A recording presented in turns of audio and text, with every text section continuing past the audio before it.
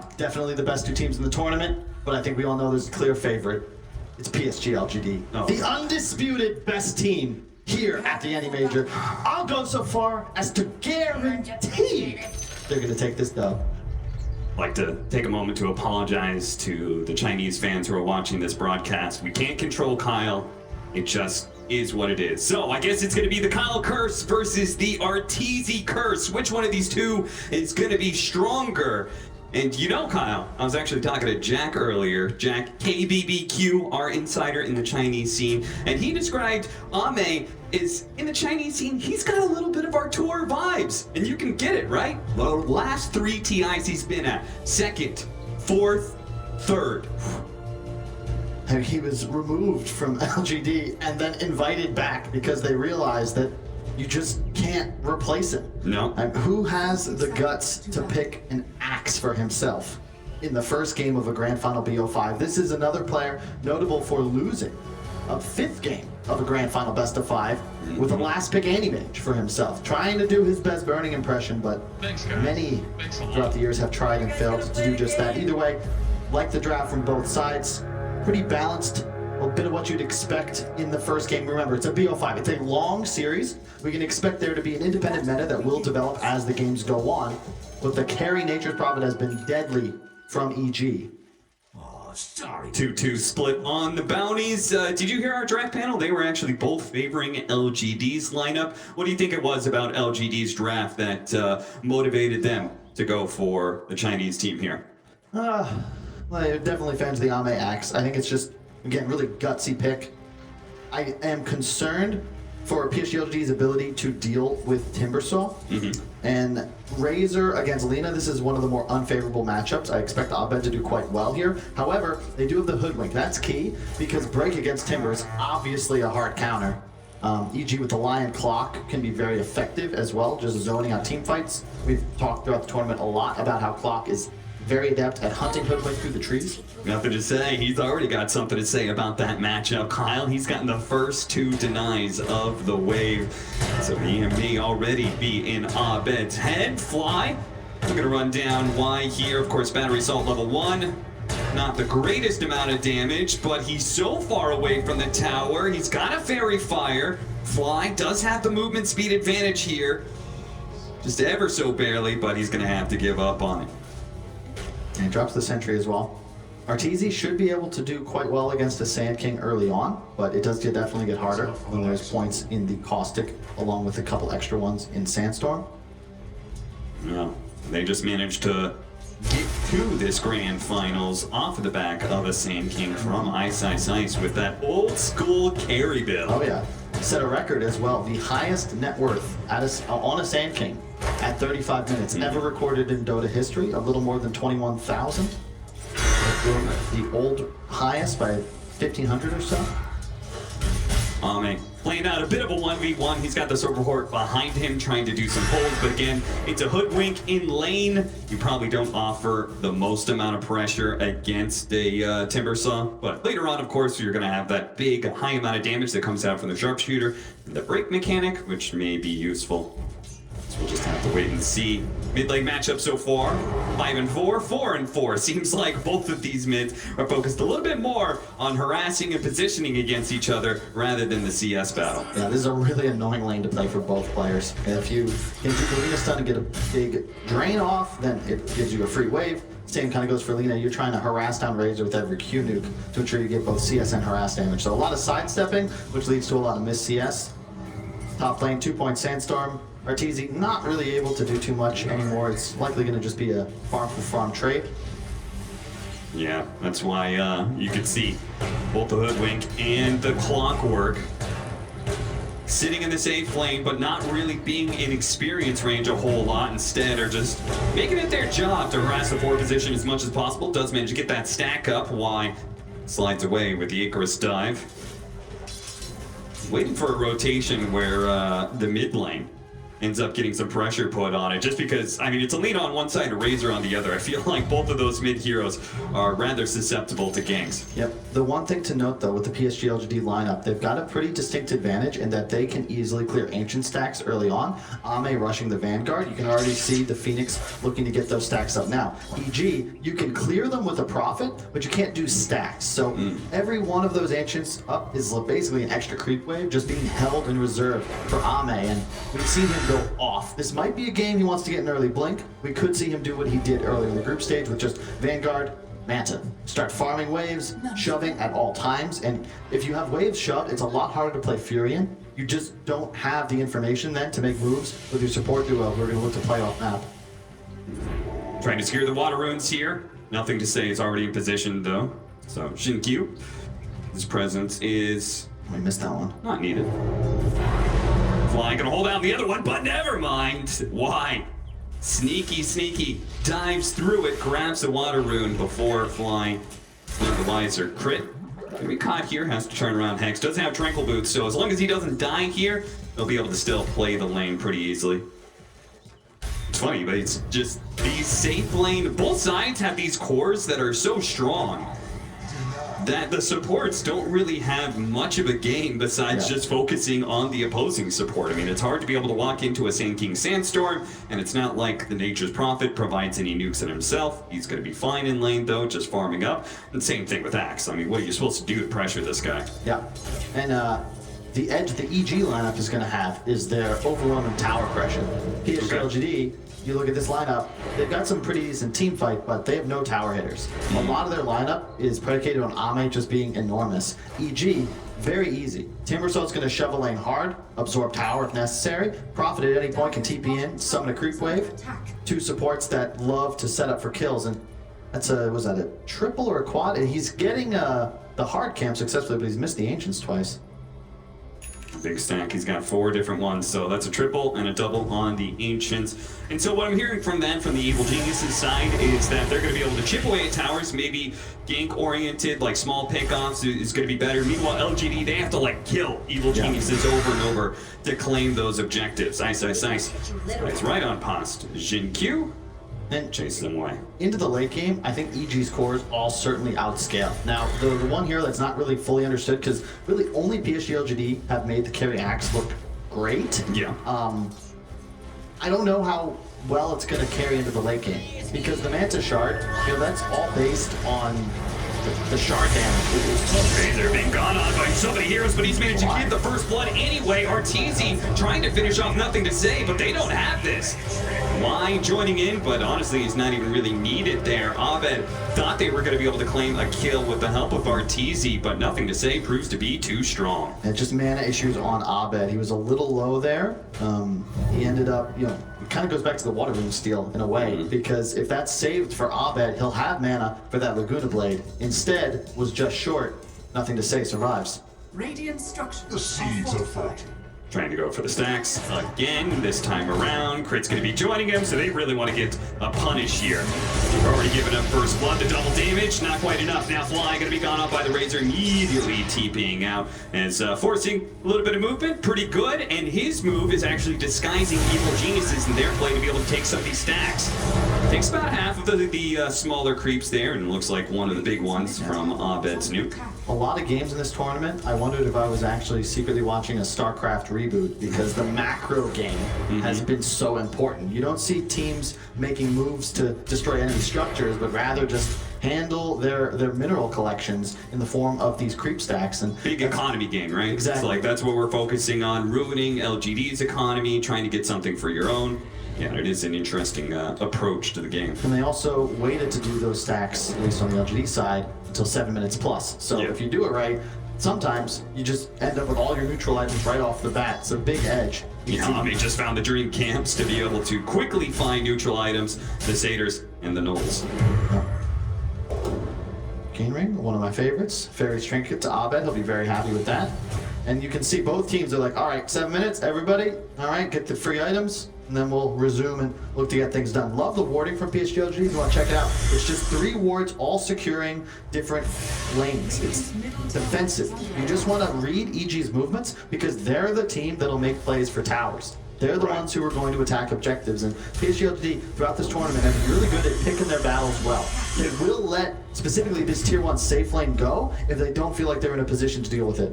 Yeah, I mean, anywhere that this lion goes, right, it's not just a lion. It's probably an RTZ teleport in with a Nature's Prophet. So they really have to be aware of where these supports are going to be moving around. Ice clearing out all the trees here. Jinkyu, he's going to make sure he's nowhere in range of collecting the experience of this gigantic creep wave. And he's currently on a tower. He's currently taking the tier 1 tower, and does look like you're right, Kyle. You're not going to fight for it. Makes sense. Fighting at the Timbersaw at this point in the game seems a little bit ambitious. Yep.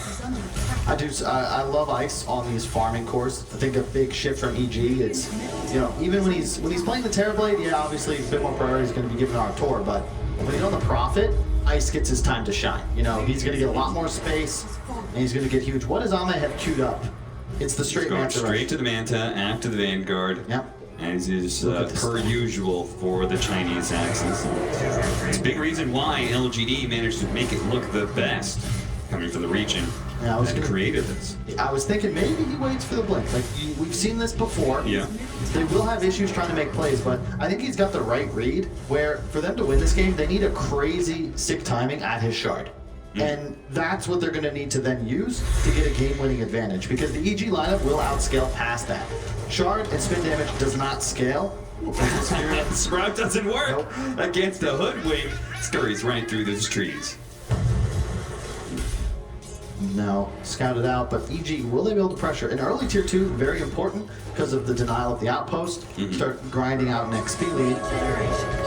But the thing is, there hasn't been an Ame. He's been just farming already with Vanguard Yasha, 1,000 gold ahead of the game. And he will now be, I'd say, more than capable of planting himself in front of an objective to keep it alive. It's really just Ice's Timber and then the double ult damage from the Lion and the Luna. Lion and the Lina that he has to worry about. So Evil Geniuses, they've taken 1 tower, but now Axe can help defend. So pushing some of these towers is going to be harder. Give it another 10 minutes, and then the carry Axe is going to be online with both the Manta and the Shard, in which case your map control game starts going to shit because illusions are pushing in the lanes everywhere. And then you give it probably, what, maybe another 5 minutes after that. He's going to have the Blink Dagger. Another 5 minutes after that, he's going to be threatening BKB. Like, this is a hero that starts scaling incredibly quickly if you let him have this longer period of rest that we're currently watching. And PSG LGD moving in through the smoke. Gonna be able to pop on a fly. That's gonna be the reveal of the Blink Dagger. Both ultimates being thrown here to make sure that Fly dies as quickly as possible, but there is the rebuttal. Evil Geniuses will find Jinkyu, and even trying to catch Faith Beyond. LSA just a little bit shy though. I just wanted to get something done. Notably, both carries farming opposite mirrored sides of the map, but Ame's getting just a little bit more gold. He farms Ancients about twice as fast. Same goes for most creep camps. So Arteezy, again, it's more about securing the objectives, the early game lead. He will at some point have a Witchblade too, one of the more effective items of doing with these strength heroes. So while the triangle isn't as important for Evil Geniuses, their play is to take LGD's side of the map more often. So they're already playing for that jungle. They can get this mid-tower, but interrupted? No, nice jump in from Fly to be able to stop facing up, but that bushwhack, it stopped the Timbersaw from being able to kill the Sand King. The sharpshooter puts him down, and Abed, he's one step ahead, nothing to stay. Gotta be able to catch it. Oh, just barely gets the kill. 4 down on the side of Evil Geniuses, and PSG LGD might just be the ones to take the mid-tower first. That was such an incredible collapse. We'll see that back, but they already had wards on both ends of that mid-tower. They'll lose, no, not even. They don't lose the objective, but they just, out of nowhere, suddenly there's 5 heroes. And Arteezy, the problem with Furion is you need to have that numbers advantage, the pressure advantage. He can't teleport in there. Crit unfortunately got killed just before the finger went out. And they just had nothing doing. The great initiation from Faith Beyond, the early Blink Dagger paying dividends. EG don't have that same sort of initiation. We can see right now, yeah, they get the counter initiation. The finger interrupted just in time. No finger, no whirling death that would have also killed the Sand King. Just beautiful stuff from Jinkyu. They also keep Faith Beyond alive somehow. So he's sitting in the sandstorm for an extra 3-4 seconds before he eventually tumbles, but it's so much AoE magic damage. There's 3 EG heroes inside of it. There's nothing you can do about it. Timber, theoretically a very good hero against the SK, but when you're standing in the middle of a sandstorm, it does not feel nice, and they'll deny the tower and thus the resources to EG. As you were saying, PSG LGD, depending on their lineup, what they judge, what they deem to be best, sometimes they're willing to give up certain objectives, and here they're going to concede this mid tower, and in exchange, they're going to have a Manta already for Ame. So at this point, he may actually have the Blink Dagger before he has the Shard, thanks to that one team fight there. He is enormous, and it's very spooky to play against him now. He's going to be able to just farm jungle and lanes, also providing more vision just because it's illusions. You know, this is what made EG's Terrorblade and Naga so scary. They're able to obtain gold and information while risking nothing. So Ame, he's farming 2 camps while hitting a tower. EG, they'll make moves towards the bottom half of the map, but there's no objective there, so looking to just trade. I just wonder, well, what is EG's timing? Here comes the epicenter. Thinking about going for the Abed kill here. Faith Beyond canceled it though. It's gonna need more for sure. Yeah, it seems like the rest of his team isn't quite ready. Now he can try and sneak in behind Abed here and have some teammates TP in, but there are a couple of heroes from Evil Geniuses off map right now. There's always the threat of that Nature's Prophet teleport. Of course, one of those heroes off map is Fly. Has an Invis rune right now. By himself, won't be able to kill Y, but outside of the vision here, goes for it! Oh, but the battery assault doesn't actually catch Y as he Icarus dives away. That was so sick. The Spidey senses, drops the sentry, sees the end of his clock, but he'll also catch that ward on the outpost and then retreats safely with his own triangle. It gets the ancient stack. The boy's a beast. Q playing bottom now with the Veil, so the spell damage output of the nice. SK Phoenix is going to be even higher. I'm a big fan of this build. I know on the NA side, MSS putting in a lot of work with that Hoodwink and some of the DPC matches would always go Ether Lens, but I think if you can go for it, Veil feels so good. Yeah, especially a game like this. You're playing against Timber, playing against Clock. You don't see Furion with the BKB until 3rd item, typically. Again, love the PSG LGD wards. Just fully defensive. 4 sentries, 2 wards in their own woods. They know that that's the area of the map EG is likely to try to make their next big move in. But instead they're going to smoke behind ice. Has the Hood, pretty tanky. But who do you really go for is the question. Nothing to say, not the target. It feels like in some ways, Fly, he's broken the smoke. Fly's gonna drop a ward. Okay, he's gonna be caught here inside of his own clogs, unable to get out. Is there a hook shot available? Oh no, Abed! He moved and Fly misses the hook to save his own life. 7-2 now, as LGD seem to be countering every Evil Genius's move that is aggressive. It's interesting because EG, they went for more of a mid-game tempo lineup, right? We've seen them play the Furion. Yeah, RTZ eventually can out-carry. We saw him beat a Luna, but it kind of relies on that early game lead, and PSG LGD, they're just kind of matching them. And EG, because of this investment, I don't think that they necessarily will like hard outscale in this game. It's not like they have a Spectre or a TB that eventually just gives them a win. Yeah, I think you do not want to underestimate the power of Carry Axe and how much damage it can output. Evil Geniuses, once again, trying to set up. Fly, not having the hook shot from that missed play earlier, does close the gap here on Ame, gets inside the box. No one's really close. Faith Beyond is going to jump onto that immediately. Made away. Fly, did he just willingly sacrifice himself to get something out of LGD? Because nobody was following him on that one. They all gave up a long time ago. It's quite possible. I mean, he did force a pretty big rotation. Up to our viewers, I guess, to determine if that's value or not. But he did get the Epi, and that was very far into the PSG LGD side of the map. His team, of course, on EG playing opposite corners. Abed, he really needs to finish the BKB, just going to be the recipe away. RTZ, he's building for that next as well, at least if you track his last few games on the Prophet. He's going for the Sankaya. No, they're going to smoke up again. We'll see what happens. They'd love to fight Ame. He has the Shard queued up. He'll be able to buy it as soon as we hit 20 minutes. If you're just tuning in, been away from Dota for a while, but saw once again EG was in a final. Shard gives Axe attack spins, more attack speed, and a better proc chance. So you pop Manta, all those illusions spin independently. They have the different ICD, and it's a ton of damage. A whole lot. You want to explain ICD? Internal cooldown? Yes, internal cooldown. Abilities sometimes have internal cooldowns to make sure that you don't actually, have a billion attack speed and permamatch somebody, for an example. Nether Shawl for the axe as well. I feel like he probably would take that one in hand. No, actually. Keeping the ring, he needs the mana regen for its manta constantly being spammed out. I don't know, Evil Geniuses, I feel like they are trying to make moves and aren't connecting anywhere, but at the same time, they also don't seem too concerned about it. Yeah. I think both teams kind of have the same read on the game, in a way. Just, okay, we're fine with this bottom. Might be a Death Faith Beyond.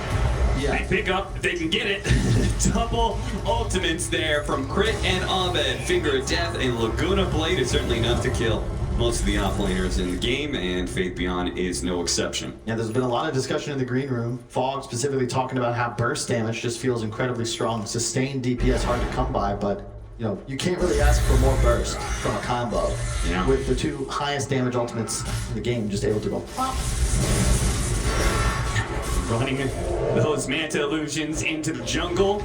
Haul onto the Timbersaw, Bushwhack follow-up.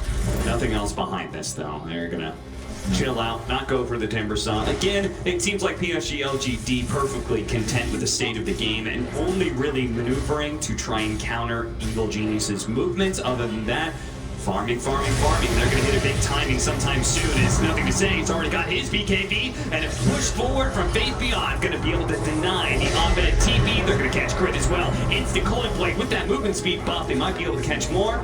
Fly, he's far enough away, but the tower, well, that certainly is within spitting distance for PSG LGD, and I don't think Evil Genius is going to have a response to this. I was going to say, I was about to comment, this is a bad move from EG because Razor had his BKB. They didn't see it. They didn't have any vision on his rotations, but Abed was still a couple hundred gold off of his. Arteezy, also a recipe away from his. That's not a fight you'll ever win. Nothing to say, he's just going to pop BKB, Faith Beyond with a great blink stun. Like, we talked about Lena's issues before. 9 armor, less than 2k HP, very squishy at this phase of the game. And that gives away the free Roche. Is the shard up? Yeah, it already is. The shard is up on the axe, and that is why they're able to do Roshan. That kind of pure damage does so much work against Roche, but the SGLGD are going to respect the fact that Evil Geniuses, and I think I've noticed this trend from them, is that they always respect the potential maneuvers that can be made by their opponents. Evil Geniuses, I think, we're even going to give that up. Oh, jump forward, barely catches them. Ice, was half a second away from being able to TP out, but Faith Beyond is fast enough to catch him in the act. Yeah. Now they can finish Roshan. We've seen this game many times out of PSG so far this tournament. Incredibly technical. They just lull you into this false sense of security and then pounce. The fight mid, a couple of pickoffs. Now all of a sudden it's like, wait, they have total map control. They're in the Roche bit uncontested. We give this one over to Ame. There it is. And suddenly the carry axe gets real spooky because he has the confidence now to play incredibly aggressive and just pop Manta for pure farming. Yeah. Yeah, very soon I think we'll have to see if they wait out for a full BKB for Ame and really solidify having a gigantic power spike, or if they try and use this Aegis a little bit earlier. But either way, in the next coming minutes, you're going to see LGD playing on Evil Genius's side of the map heavily if they can. Now, Evil Geniuses still have this big split push opportunity. They're going to be able to jump forward and catch. Arteezy, he's dead. Crit, he's going to be good. But Evil Geniuses again and again denied any possible place on this map. That killer instinct though, Faith Beyond, he canceled his ulti there, but Jinkyu still going for the ulti. Ame would have closed in time if they had done the damage in time. They could have Culling Bladed. They're always going for the bonus. Arteezy, you just can't do that. They have a ward, but a nice TP from Ame into the trees. You see the damage of this Manta Axe. And the EG heroes are just way too squishy. Way too squishy. Yeah, Ice has some survivability, but he's playing against a break and Axe's pure damage. Bushwhack holding in the Timbersaw. They don't have the sharpshooter. Ice, trying to timber chain far enough away. Hook shot and a Cogs to be able to keep Nothing to Say back, so they will not be able to chase down this Timbersaw, but they take quite a hefty amount of damage. They're going to be able to continue hitting this bottom tier 1 tower while taking over the triangle of Evil Geniuses. Once again, EG going to look for a movement here. Crit jumping forward with his blink dagger, trying to get an X or something, but Fate Beyond, he managed to get out of that one, and Crit just suicided into, the long-range sharpshooter catches the Lina, slowing him down. Self-kill, now the call, follow-up, he may have got the BKB up, but look at the pure damage raining in from Ame. Supernova over the top, RTZ gonna be ran down as well, double kill for Ame. And Evil Geniuses, Kyle, I'm beginning to think that just like every single game one of LGD's run through this upper bracket, that they are going to stomp EG and take a clean victory on the start of a series. I can't disagree with you, Cap. I mean, this team, they've looked unstoppable. EG, another very impressive lower bracket run, but this final boss, PSG LGD, like this has just been par for the course. Like when they win these game ones, you're underselling it. It's not like it's close. They dominate people, and you heard Kuro say, was it RMN in the post-game interview after Enigma was eliminated, that this team broke their strategy. Yep. They studied them. The director in the background, Zhao Wei, prepared his boys, and they came out fierce and wasn't even competitive. And so far, this game one, EG, they just haven't been able to make any moves. They've got their BKBs, but so what? Here comes Ame again. Oh, nice ult, spree click. Sharpshooter, a little bit off the mark there. Nothing to say with the Invis room, is going to keep scouting to see if anybody gets close to trying to fend this tier 2, but it seems pretty clear the Evil Geniuses are doing whatever they can to fight away from PSG LGD at this point. Everybody else is on the other side of the map.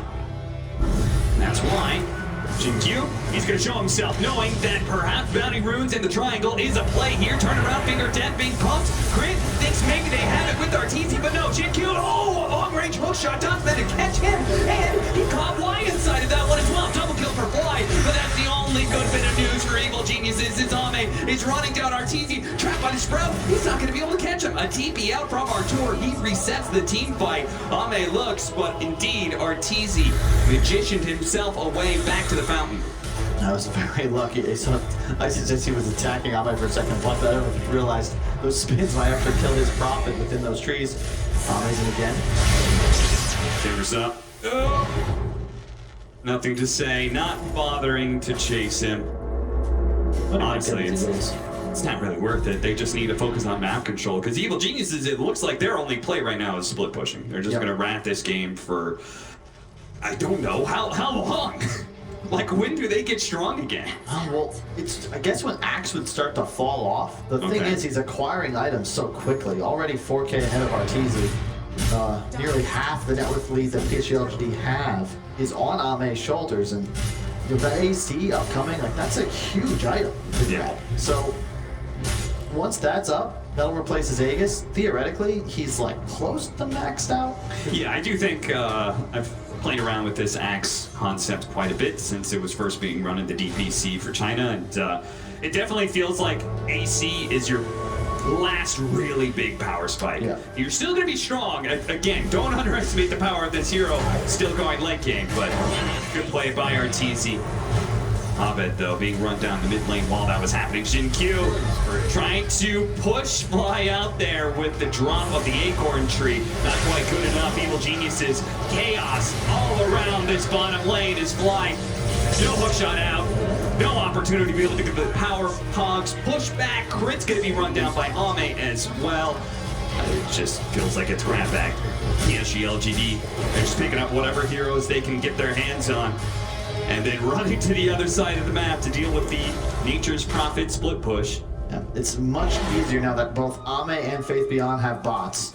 So the global mobility of the Prophet is somewhat neutered here.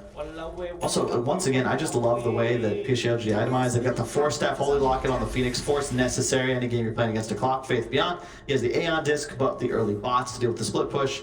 And then nothing to say. He's actually queuing up an Aghanims. You know, we discussed their lack of tower pressure. The Ags will certainly help. And now they just continue to explore map movements and just run at EG. That's gonna be the name of the game. To have any wards in place? Man, you said they maybe lack a little bit of tower pressure. The Aghanim Scepter certainly help with the double hits, and being able to hit the towers.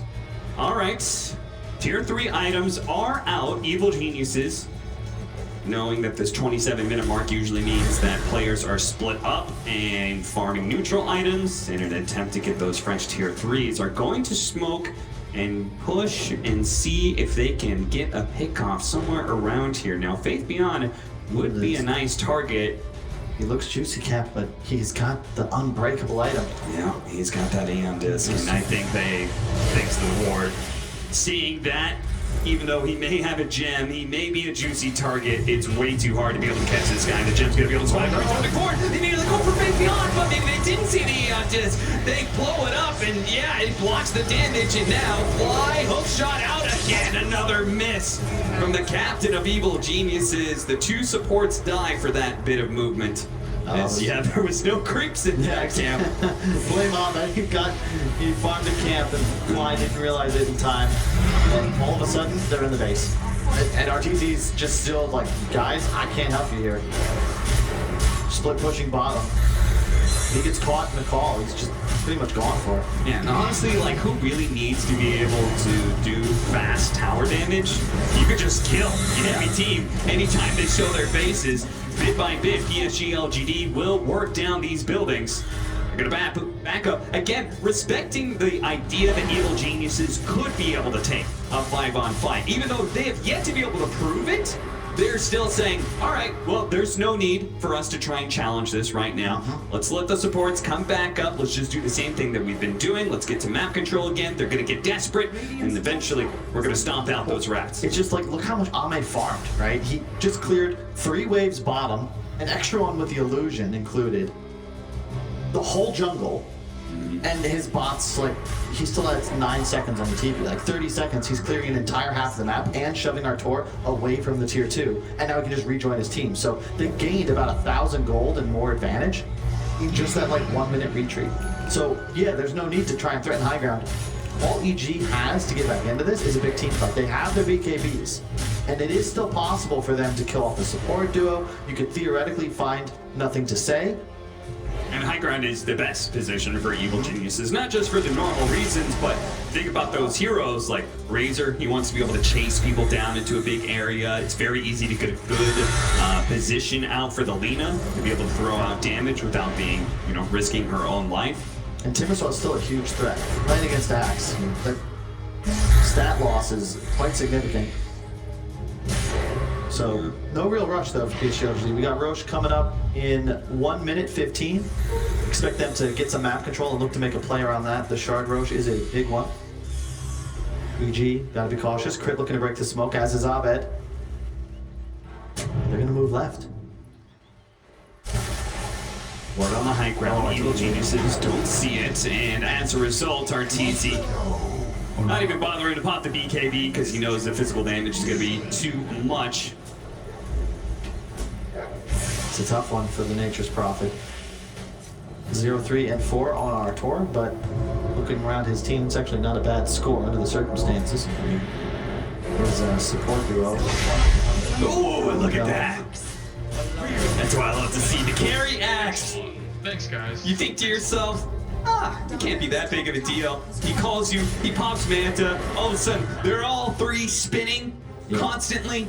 And your health, it just plummets. Yeah, the right clicks of the illusions are no joke either. Consider he's got Orb of Destruction, neutral, -4 armor, -5 from the AC. Lina only has 11, and that's just a free rack. So they got kills on 2 cores and 2 side lanes, then take mid racks. Just utter domination around the map by PSG LGD. I don't know what to do if you're EG here. Pretty sure you call GG. Yes, if Lacoste he would say that exactly. Enter, G, enter once again. There really just isn't much left to do. Game plan a bit better, come back strong. You get 15 minutes. Game 2, maybe a different game plan, maybe a different hero. Maybe ban Axe. It does seem quite powerful, uniquely in PSG LGD's hands when you consider Faith Beyond. He'll happily play it as an offlaner, but they can so easily shift it to carry on their last pick. Yeah, absolutely. And they just went all in on this power spike around 20 minutes, but maybe that mid-team fight, 1 to If you had a do-over EG, perhaps you just don't take that? Because that really felt like the moment PSG LGD obtained on momentum. One last fight, perhaps. Dota. They have to be able to take this fight. They have to be able to go for it. Hook shot on into the pit. But the two supports are going to start this team fight in the fountain. They're going to have to TP back in on Sharpshooter. Manage to nail RTZ offense all in to be able to grab it. He does manage to grab the Aegis. He's going to be coming back soon, but it's going to be under the effect of an exploding sun. As sure enough, he is immediately stunned up. RTZ turns around, kills Faith Beyond. Perhaps not even that. PSG LGD deny everything from Evil Geniuses. Game 1, they thoroughly work the North American squad. I don't know if you call it an outdraft because in any other team's hands, I don't think the game could possibly look like this. But PSG LGD, they've been utterly dominant so far this tournament. I thought EG would be ready. I thought they'd be the toughest challenge.